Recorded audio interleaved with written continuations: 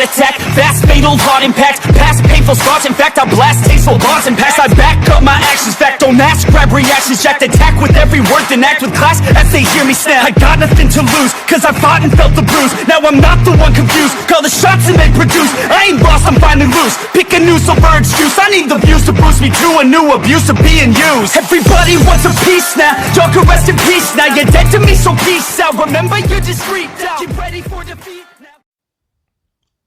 Alrighty. Hello everybody. This is Kira's show here, and now. Before I do begin this mini shot, I'm actually trying to think. There are multiple ways this series can be done, and I'm actually going to do it in a way I would do in the actual series, since it's really the only possible way I can see it going up until it does change dramatically. Now, we'll start with Izuku Midoriya. Deku, he was born relatively the same as canon Deku, except there was the difference in his hair color and his eyes. Deku seemed to have a strange form of heterochromia where the eye colors do not directly correlate to each other. And while that is actually the case, it did seem very strange. Deku, from what his mother has told him, Inko, she always does seem to try very hard with Deku. Deku, he never really had interactions with his father. He never really was around the man, nor did he really talk about the man or hear anything about him. Along with that, they did seem to move a lot whenever he was younger. Eventually, they did settle down in a place where they stayed for a long time. And that is actually here, the town where My Hero Academia does take place. I forgot the name of the town. Now, anyways. Early in Deku's life, he was actually bullied a little bit. People found it strange that he was quirkless, but still did appear to have a mutation in his face or in his eyes. And many people, they were kind of intrigued by it. As Deku did grow older, a lot of people did seem to somewhat change around him. And Deku, he was actually raised very properly by Inko. Deku seemed to be, in the best way you could say it, humble, kind, and good-natured and good-hearted. As we do actually have the end of today, Deku, he's actually talking to a few people. As after he does talk to these two girls, he does actually say excuse me after walking past them. As he does run over to Bakugo and a few other guys. As he does ask if they're going to be heading to the mall today. Huh? Yeah, of course. Alright, I'm joining you guys today, but I'm going to be busy later. Tomorrow, or yeah, I think tomorrow. Really? Yeah, man. Them all walking away. As Deku, he does have his bag over his shoulder, telling them that tomorrow he was going to help somebody in his apartment building, and that he kind of really does need to help them since he did promise. Come on, man. Just skip it. You gotta come hang out with us. I can't. It goes against who I am. Come on, goody two-shoes. You can't really say that. I'm nothing but a man of my word. I promise, I swear. Deku actually playing it up a bit. They do see Deku in the way he's acting. Yeah, he's acting all fancy and all kind. And Deku, he does somewhat drop that a little bit, as he does get a little bit more comfortable around them and does at least talk a bit more like a delinquent, as they are actually kind of surprised. Deku, yeah. The guy, he is really nice, and he is just like he does say. But at the same time, whenever he's around friends, he does like to not be so much of a stick in the mud, if you don't want to put it that way. And all four of them, they do head to the mall. After they do get there, Deku and everybody, they actually are a little busy. And they're walking around and taking in some sights. And as Deku, he does somewhat get separated from his group because of how busy the mall was today. He does actually stop to help somebody, as he does help this person and then go back to trying to find his friends. As he does hear a commotion about, let's just say 50 or 60 feet away, where people are getting in trouble, and the sludge villain actually has appeared to attack. Now, Deku does run over to see what's going on, as the sludge villain does have Bakugo and one of his other friends. Along with that, there is actually a bit of a problem. Inside the area where the sludge villain is, there's a bunch of fire all around it. And heroes, they're trying to get to the area, but they can't. With how many explosions are going off and exactly the specific circumstances, nobody can get in close enough to save that kid. Or really, the kid stuck in the thing. And Deku, he does actually go rushing in, as the cameras are all rolling, and they do see the young man who's trying to get in to save people. However, Deku, he does do one simple thing. He ran in and immediately went to go throw something. As the moment he threw it, it immediately went jamming into the sludge villain's eye. Deku, running right past the villain, is actually does go to grab the little kid who was just staying there surrounded by flames. The villain was trying to catch him and latch onto him. If he can incorporate another hostage, that's all fine and good. And Deku, after going to grab the kid, he immediately does take off running.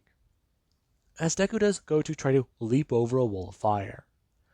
Him jumping through it, as the moment he does get through, there are actually firefighters.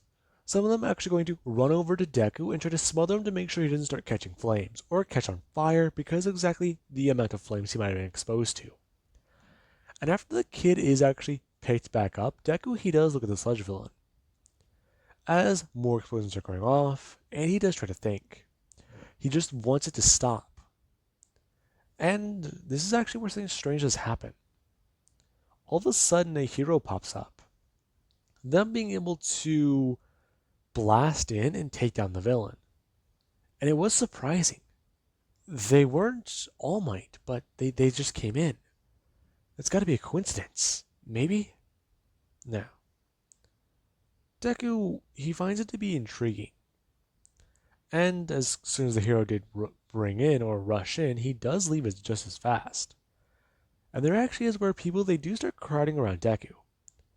As some are actually curious as to why he saved the kid. Some even asking if he does have a hardening quirk to protect him. Huh? No, I'm actually quirkless. Now, some people do try to give this guy some shit for being quirkless and running into a situation that dangerous. However, Deku, he does just shrug it off, talking about how he couldn't just stand by and let somebody be hurt on his watch. And everybody, they did somewhat stop giving him lip, if you don't want to put it that way, as Deku was able to head home. Now, we do actually have Inko, who she was trying to contact Deku the entire time after seeing him on TV. And as soon as Deku did get home, he did actually at least have Inko come running up. She had 2 suitcases in hand, and she immediately grabbed Deku and pulled him back outside, as she informed him to take these down to the car. Deku, confused, is just asked what she's talking about. Her looking over the railing and talking about how there's a car down there that's pulled up for them. They need to leave right now. Mom, what are you talking about? We're going to go see your father, she'll say. As she'll walk past Deku and go to the elevator. Deku walking in behind her as he tries to get more of an explanation. What? Yes, Izuku. We need to go. We're going to miss a plane and I forgot to tell you about this morning. This being where Inko, she does make a bit of a spectacle about it. And Deku, he is kind of confused. As he does put the bags in the car, and him and Inko, they do leave. However, Deku finds it to be kind of strange. He does look at the man who's in the front seat. He's, well, large, and if he had to put it away, he doesn't look like a, well, rental car driver or whatever you want to call it. He seems more like a bodyguard. Kinda, maybe? Deku having this thought. As Inko, she does actually turn to Izuku and tell him that him and her do need to talk. And they'll talk once they're on the private plane. Private plane? Yes. Listen, there's a lot you need to know. I've been hiding something from you, Izuku. Okay? That's all I can tell you for now. This being what does confuse Deku. The two do pull up to an airstrip actually, getting out of the car and getting onto the plane. As Inko, she does sit Deku down. At first, she does somewhat calm down and go to look up at Deku.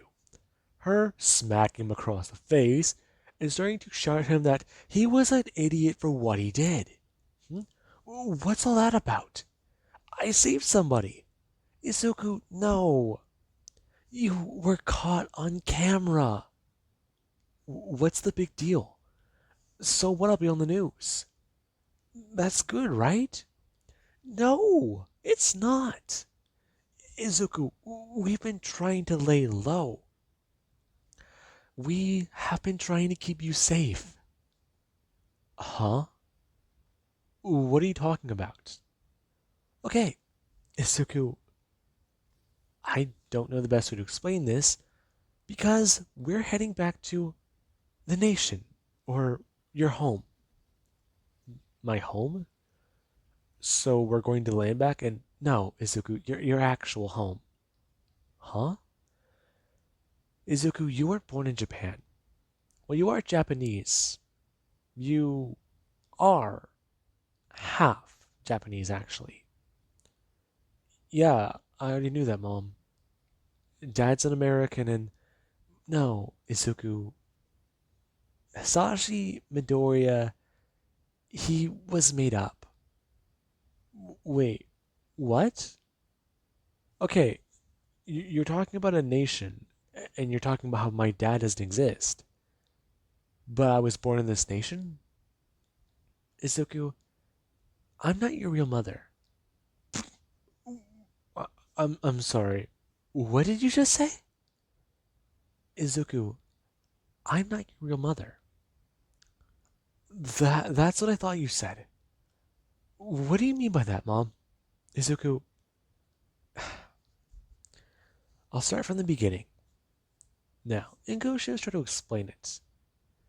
Deku's family, her giving Deku an actual last name and a location, explaining that Deku's family line is one that's been going on for generations.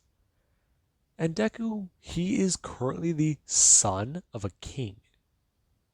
This being what does catch Deku off guard. Inko continuing her explanation, informing Deku that Deku was born the elder brother and the oldest son. However, his younger brother, Deku being more surprised at that. Inko bringing up her hand and continuing her explanation, explaining that Deku, him and his brother, they were both born on the same day. And the two, they were actually very much strange anomalies, if you do want to put it that way. There has been a legend passed down from generation to generation. And from what she understands, Deku and his brother are part of this said prophecy, or tale, if you don't want to put it that way. One of them is going to lead the nation as a king, and the other, they are going to try to take it over. Deku very confused, trying to ask what she does mean. Okay, Izuku, you were born with a particular, well, mutation and quirk. Quirk? Yes. Izuku, I've been putting suppressants in your food, specially designed to keep your abilities down. And listen to me. Your left eye, it's red. We believe that, well, from what the prophecy says, it's all fuzzy and hazy. We believe that you might destroy the kingdom one day. So, we were going to raise you in secrecy until you were mature enough to understand this information and knowledge. I don't know. This being surprising to Deku. He's not sure at all what to say. And Inko just tried to talk to Deku for the rest of the plane ride. Him having numerous questions and she just tried to provide some answers. And you do actually have where The plane does eventually land on an island.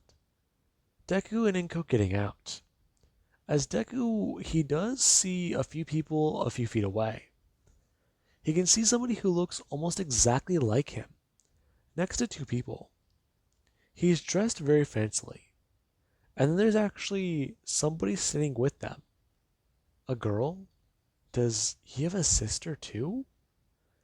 This being where whenever Inko does get off the plane, the girl does come running up. And Inko, she actually does turn as this girl does run in to hug her. As Inko, she actually does ask how she's doing, and exactly if her father is okay. Yeah, Mom, Dad's doing fine. Deku looking at this girl. Did she just say Mom? Now, the girl, she actually does look at Izuku, asking if he's really, well, the elder brother or the older prince. I just, I don't, yes, I guess? Sorry, I'm just confused. Oh, okay, well, her going to throw out her hand to introduce herself. As whenever she is going to do that, she actually does somewhat straighten out a bit. Bring her hand back and she actually is going to bow. And Deku, he does find that to be kind of weird. Uh, that was. Sorry, my mistake. Your royalty. You can't shake my hand. Why? Huh? What do you mean, why? Why not? Deku actually gonna hold out his hand. Um, well, there are rules. Uh-huh, and? I don't care. My name's Izuku. Her actually looking at Deku's hand.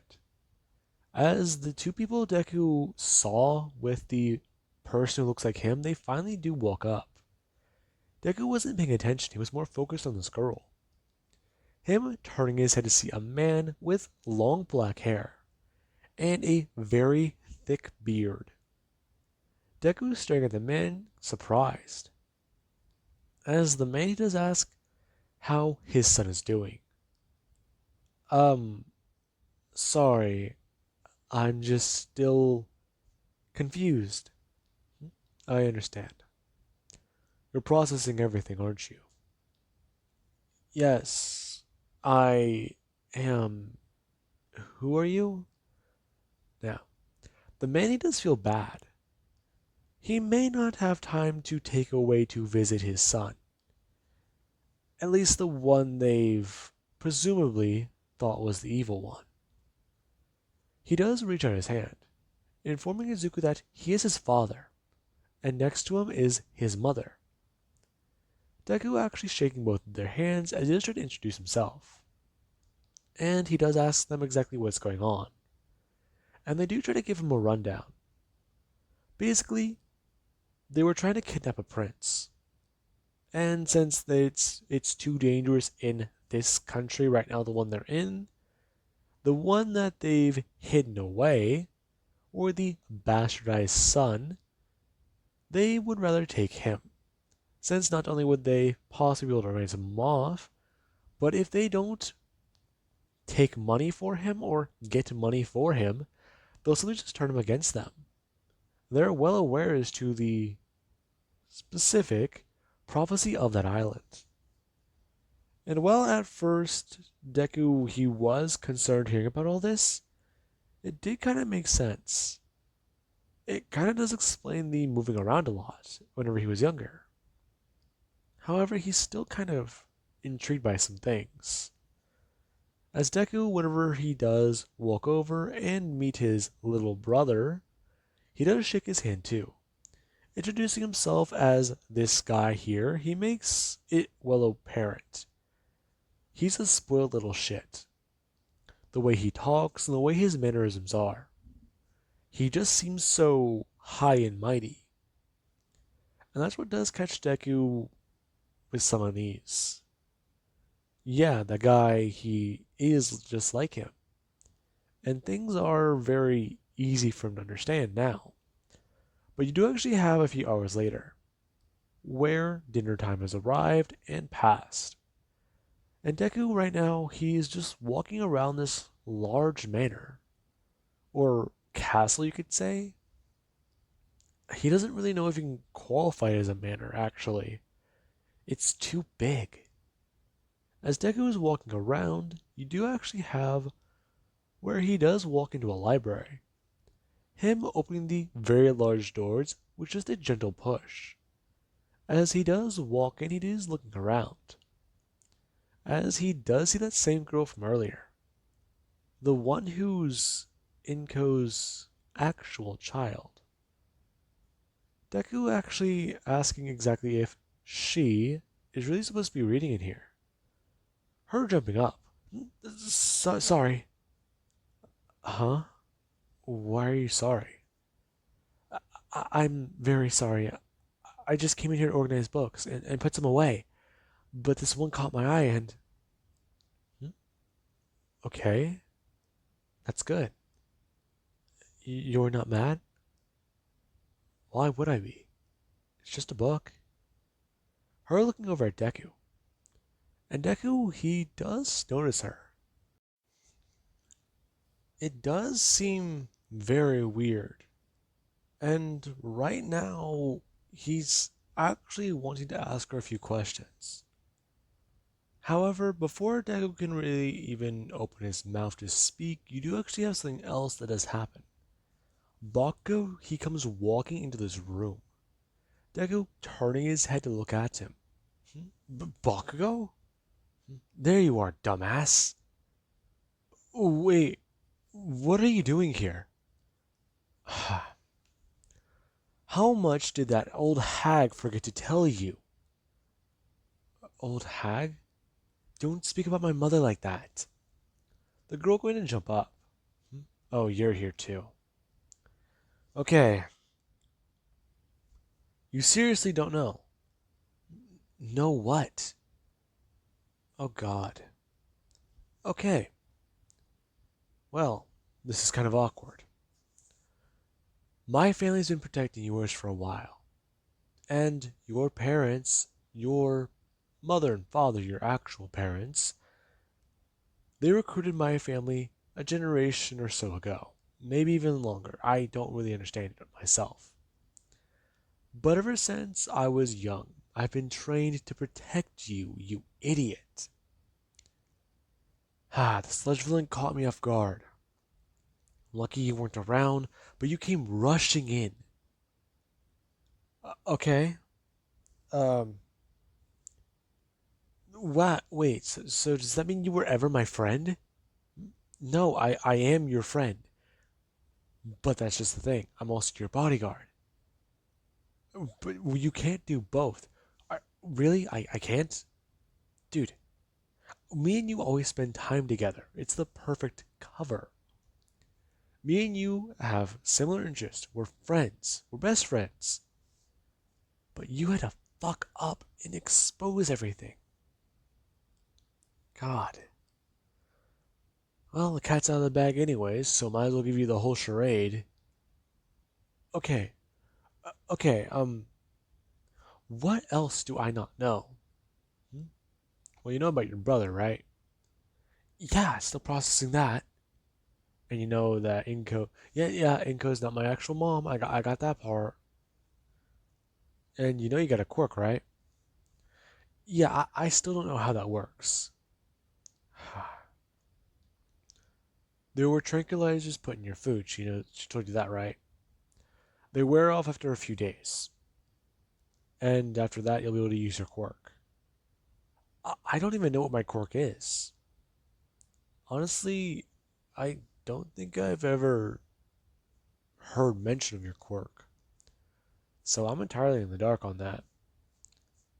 Now, Deku, he actually just looked towards this girl, as she'll just simply stare at them before saying that she can't speak about it.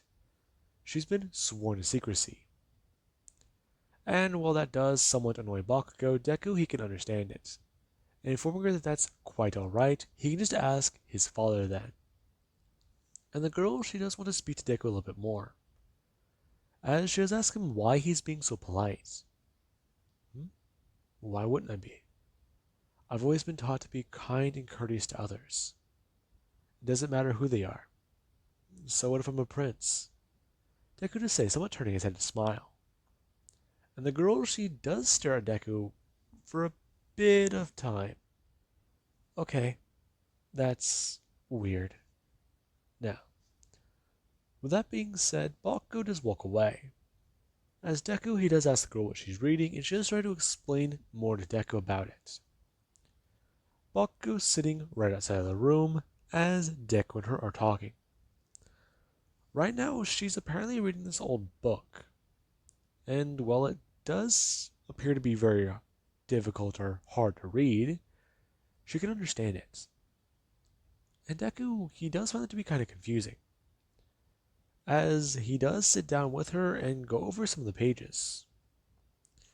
Some of the subjects and things he's hearing in this book, they do seem to be strange. And along with that, she's trying to read this book that's in, well, English? Huh? I don't know what that is. Really? No, I don't think so. I can't read that. Oh, well, it's difficult for me too, but I can try my best in Japanese. You know Japanese? Yes, actually. The nation here's very weird. But would you like to hear some? Yes, please. Now, the girl does start reading. As Deku, he does sit there to listen. And I do believe that's actually a good point to leave this mini shot off of. And I do hope you guys enjoyed and have an amazing day. I'll catch you guys in the next one.